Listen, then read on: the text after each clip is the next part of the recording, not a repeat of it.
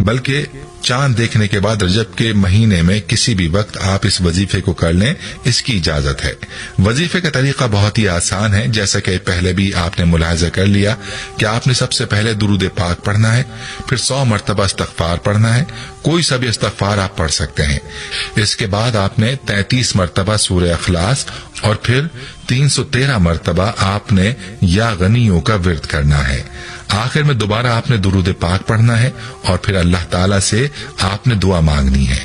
اپنے لیے رزق اور دولت کی دعا مانگیں، اللہ تعالیٰ سے خوب مانگیں، اللہ تعالیٰ سے اس کی حیثیت اور رتبے کے مطابق سوال کریں۔ اللہ تعالیٰ سوال کرنے والوں سے اور مانگنے والوں سے خوش ہوتا ہے۔ یاد رہے یہ عمل ویسے تو ایک ہی بار کا عمل ہے، لیکن بہتر یہ ہے کہ اس عمل کو رجب کے چاند پر شروع کیا جائے اور پھر اس عمل کو جاری رکھا جائے جب تک آپ کی مراد پوری نہ ہو جائے۔ تب تک اس عمل کو جاری رکھیں۔ اگر یقین کے ساتھ